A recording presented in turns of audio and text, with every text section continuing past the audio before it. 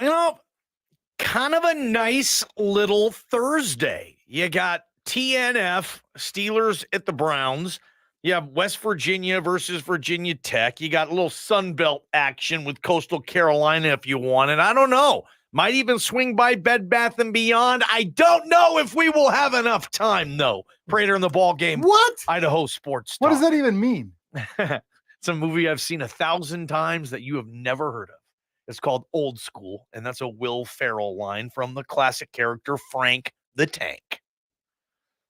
I thought you were talking about your old working resume or something like that. No, I mean, I did work there for several years, Bed Bath & Beyond, before I got into radio. And by the way, man, I could sell a toaster oven. I'll tell you that much, Prater. By the way, you're wrong. I have seen that movie. You've seen Old School?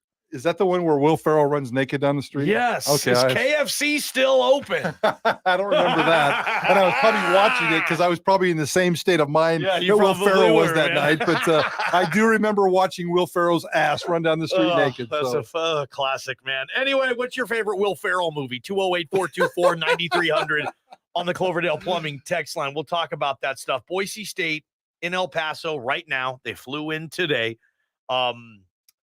Sun Bowl tomorrow night, 7:30 Mountain Time kick, Prater, CBS Sports Network, KBOI. We're hosting the post-game show, Bronco game night. You're hosting the tailgate show, pregame as well. We won't be Idaho Sports Talk tomorrow. We'll be working for KBOI on that side of things, Prater. But I think one thing that this would appease everybody, the players, the coaches, the fans, anybody else involved with this football program, is if this offense can become not a little more, a lot more explosive. Not even close to being explosive right now. And everybody has this different definition of an explosive play, like a 12-yard run and a 15-yard pass.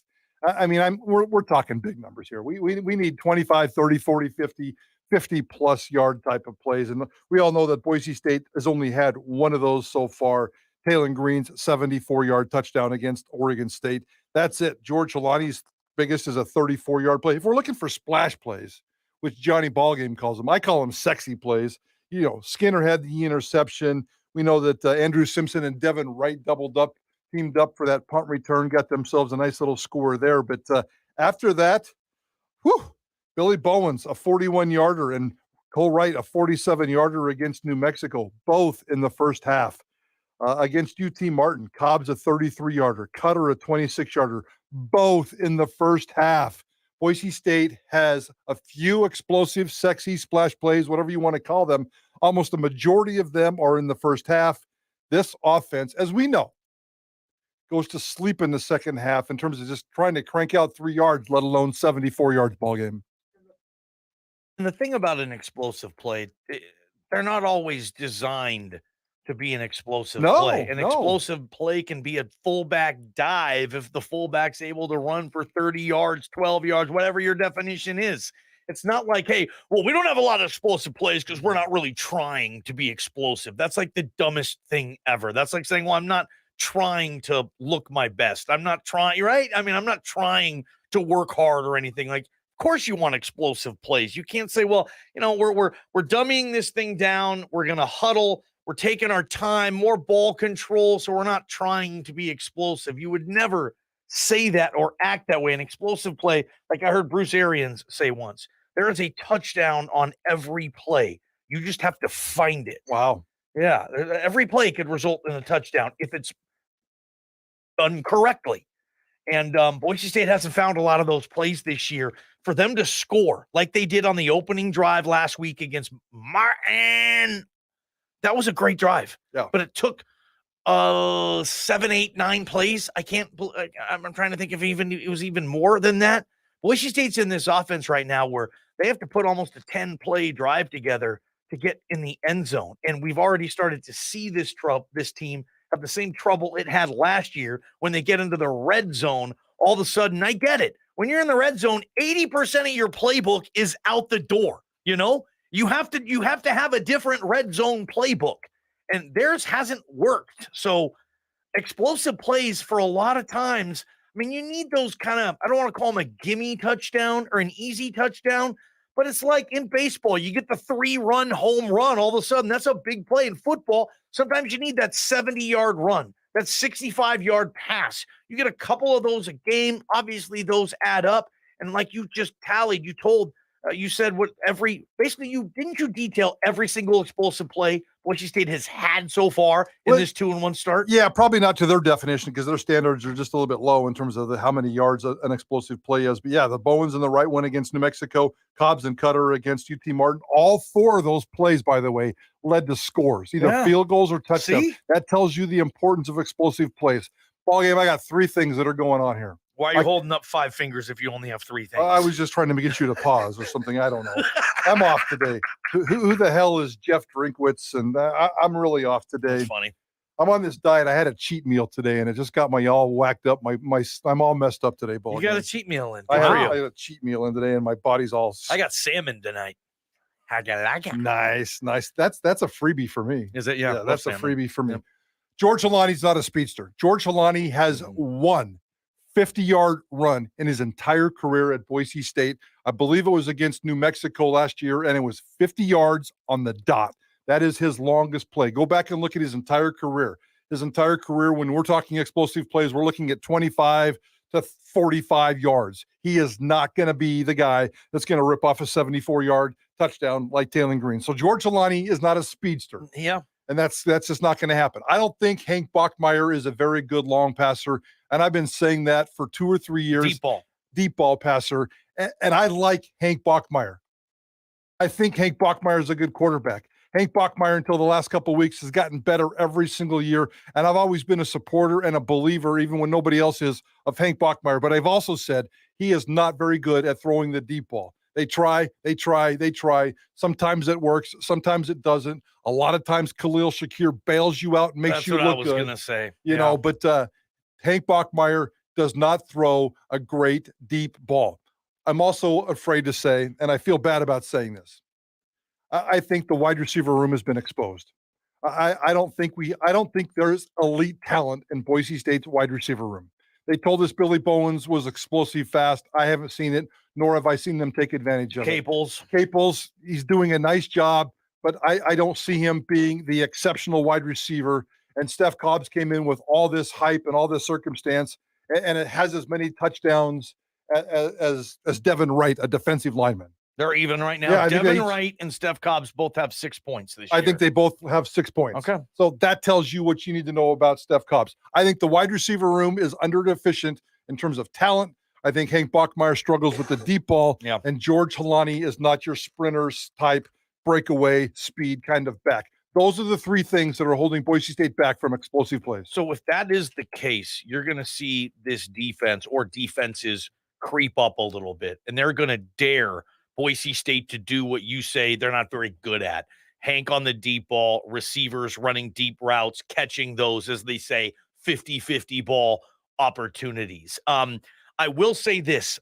I liked the throws Hank made against New Mexico to Cole Wright and to Billy Bowens. They were both 40-yard plus throws, and I thought both of them were on the money. And as Matt Miller detailed yesterday, he thinks Cole Wright should have scored on his, but he was just so scared.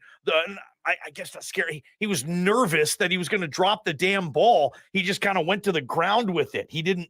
And I played receiver before at a very, very low level. And I can even say sometimes you're so fixated on catching the ball, you don't worry about anything like your yak or your rack. So, I said rack and you laugh. Well, how old are you, man? Receiving after catch, man. I love it. Okay. I don't know. I love you, Ball. I don't know where we go with this one. Anyway, those were good throws I saw Hank make. But I mean, I don't. He can't throw them every now. Now it's like, were they lucky though? Because I don't see him enough. We'll see how many shots this team takes. If this is ball control, the play action game should present itself for some single high safety looks. And those are the plays you want. And you want to send some of these receivers deep and you want to give them a shot to make a play. Yeah. Maybe that's what we see. But so far, this offense, I mean, and not only that, but they don't score teeters in the red zone like they didn't last year.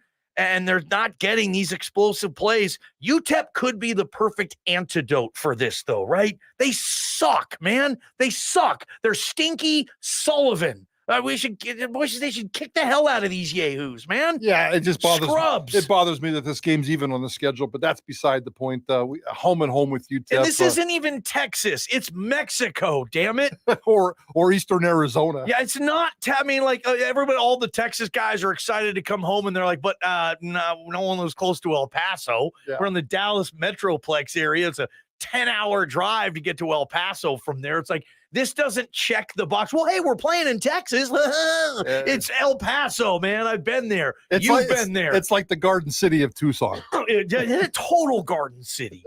Anyway, yeah, it's just, but hopefully UTEP's defense presents itself to Boise State's offense and allows Boise State's offense to have explosive plays. Everybody around this football team needs it.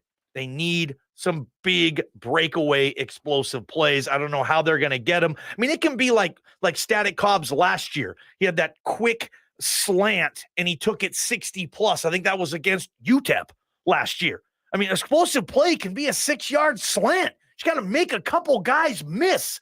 And this team, other than I guess Helani, I don't see dudes on this team that make guys miss. And it's like, the coaches can scheme however they want, but a lot of these schemes, it's up to the player to make one guy miss. And maybe that goes back to this wide receiving core is exposed. They catch the ball, but they don't make anybody miss. They don't do anything afterwards. It's not like Shaq last year who would catch the ball and make one or two guys miss. They don't have it. Not yet. I think George Helani can make guys miss, but that's with the first cut, the second cut, maybe within the interior of those first couple yards, as he's trying to squirt through the offensive and defensive line. So I think he's got a little juice there. But once that breakaway speed comes, well, it never comes. Yeah. By the way, last year, Hank Bachmeier had a couple of games where he threw whether he threw a touchdown or he threw a pass play more than 60 yards. They completed a 61-yarder against UTEP. He completed a 69-yarder against Utah State. This is the time to get better for Hank Bachmeier. They need it. The offense needs this. San Diego State is going to come in and just try to wreck you with its defense. Fresno State's going to try to come in and wreck you with its offense, with or without Haener. And Hank Bachmeier needs to have this offense clicking, at least from a confidence standpoint. These coaches tell us all the time that confidence is such a big part of what they do. I need to see some sexy plays, ball game. I need to see some serious sex appeal in the game tomorrow night from the pass game. I'm not expecting it from George Helani. The track record's there. Yeah. 4 years of work is in the books, and George Helani, if he busts off a 75-yarder, then unicorns and lollipops are going to fall out of the sky. It'll be the biggest run of his career. Absolutely. I need to see Hank Bachmeier connect with some of these wide receivers. It's not going to be the tight ends either, although there might be some yak or some rack after the tight ends catch the ball. But 3 wide receivers, 1 quarterback. Keep an eye on them tomorrow night. All right, guys. Give me this scenario, and I'd love to take a call or two on this, 208-424-9300. In what scenario would it cause you to say, call one of your best friends and say, Hank Bachmeier had a really good game tonight? What does that mean for you, a Hank good game? Winning, statistics, put it all in the crock pot. What is it going to take you? Maybe you're an admitted Bachmeier hater. That's fine. What's it going to take you to call your buddies and say, you know what, Bachmeier had a really good game tonight? What does that come with? 208-424-9300. Give me a call or two. I'd love to hear what you guys are saying, because we have our thoughts coming up next, and continue to listen for the national keyword for the 25K payday. You're going to get it, and you're going to text it to 95819. You can win $100 and then be qualified to win the $25,000 prize. Somebody's going to win this thing. It's the 25K payday on Sports Radio The Ticket. From the Beacon Plumbing Traffic Studios, this is